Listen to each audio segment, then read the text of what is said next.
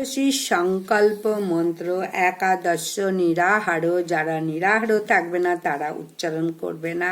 ব্রতে না নেব কেশব প্রসিদ সুমুখ না তো জ্ঞান দৃষ্টি প্রদ ভব। একাদশীর পারণ মন্ত্র অজ্ঞানেন তেমি নন্দ্রেশ্ব ব্রত না নেব কেশব প্রসিদ সুমুখ না তো প্রদ ভব। একাদশীর আগের দিনকে অবশ্যই ভালো করে মন দিয়ে শোনো। নিরামিষ খেতে হবে আগের দিন।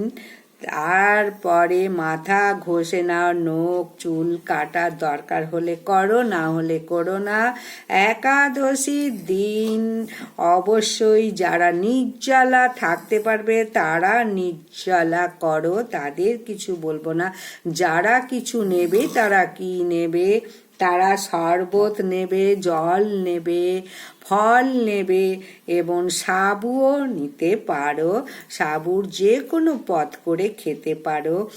আর একটা সবজিও বানিয়ে নিতে পারো। সব পরিবারে যদি একাদশী করো তাহলে কি সবজি নেবে সেটাই বলবো। সবজিতে কাঁচকলা, মিষ্টি আলু, মিষ্টি কুমড়ো, আলু, পেঁপে, বাদাম, ঘি বা সাদা তেল আর সন্দক লবণ, এই দিয়ে যে কোনো একটা সবজি বানিয়ে নাও।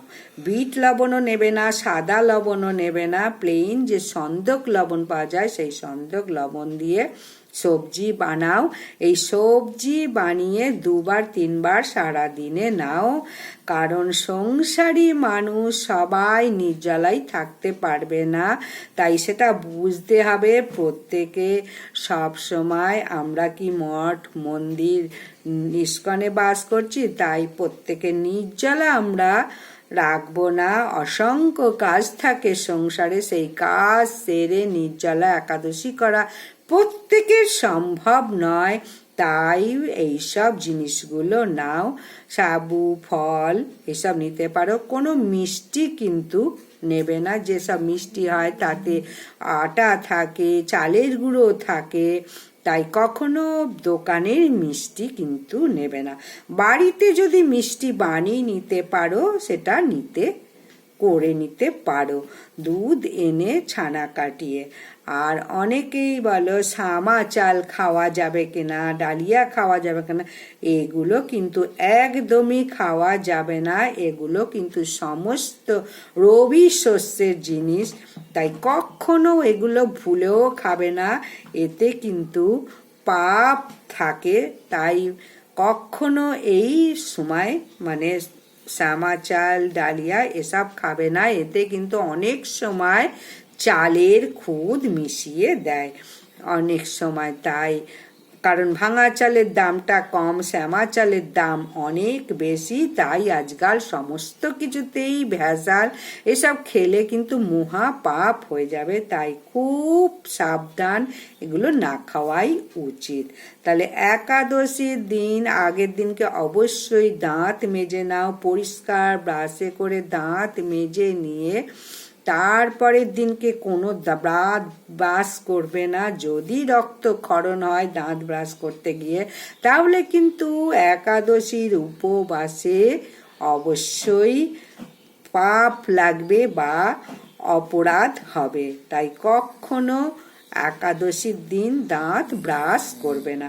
দ্বাদশী দিন প্রত্যেকে মানে অবশ্যই সঠিক সময় পালন করতে হবে। পালন একাদশীর খুবই মাহাত্ম্যপূর্ণ জিনিস। একাদশী করে যদি পালন ঠিকঠাক না করতে পারো তাহলে কিন্তু মহা পাপের ভাগে হবে। তাই পালন সঠিক সময়ে সঠিকভাবে নিয়ম মেনে পালনের মন্ত্র বলে সকালে স্নান করে পুজো করে গোবিন্দকে ভোগ নিবেদন করে তারপরে গঙ্গাজল তুলসী নিয়ে যে কোনো রবি শস্য মুখে প্রসাদ দিয়ে, জগন্নাথ দেবেরও অনেক সময় মহাপ্রসাদ থাকে, সেই মহাপ্রসাদ মুখে দিয়ে জল খেয়ে পালন করো বা ব্রত ভঙ্গ করো।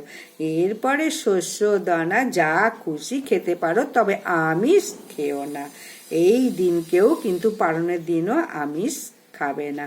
পারণ সঠিক সময়ে করবে, এটাই বারবার বলবো।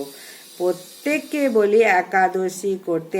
8 থেকে 80 সমস্ত গ্রন্থতেই, বিষ্ণু ধর্মগ্রন্থ, পদ্ম পুরাণ, নারদ পুরাণ, সমস্ত জায়গায় ব্রাহ্মণ হত্যা, সুরাপানকারী, গুরুপত্নী গমন এই ধরনের ব্যক্তিদের ক্ষমা আছে। কিন্তু যারা একাদশীর দিনকে রবি শস্য দানা গ্রহণ করে, ভাত, রুটি, ময়দা, চিড়ে, মুড়ি, ডাল, সর্ষের তেল এগুলো যারা খায়, তাদের কিন্তু ক্ষমার কোনো বিধান নেই কোনো শাস্ত্রে।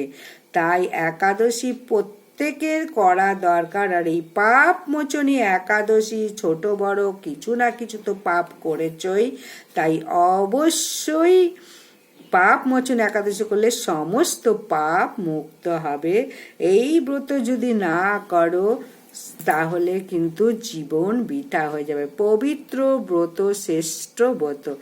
11ই চৈত্র, ইংরাজির 25শে মার্চ, 11ই চৈত্র বাংলার, ইংরাজির 25শে চৈত্র মঙ্গলবার পাপ মোচনী একাদশী। এই একাদশীর পরের দিন বুধবার পারণ হবে 9টা বেজে 41 মিনিট মধ্যে। 41 মিনিটের মধ্যে পারণ, 41 মিনিট পার যেন না হয়ে যায়, 41 মিনিটের আগে পারণ করে নাও। এইভাবে পারণও করো। ভোর 5টা থেকে 9টা বেজে 41 মিনিটের মধ্যে পারণ করে নাও। তাহলে অবশ্যই এই একাদশী ব্রত প্রত্যেকে পালন করো, এই উপদেশ দেব। এবং এই পাপ মোচনী একাদশী মাহাত্ম্য কি সেটাও বলে দিলাম। এই পাপ মোচনী একাদশী যদি সবাইকে একটু শেয়ার করে দাও, তাতেও কিন্তু তুমি পুণ্য লাভ করবে। এতটাই উপকারী এই একাদশী ব্রত। নামের সঙ্গে নামকরণের মধ্যেই সমস্ত কিছু দেওয়া আছে। নমস্কার।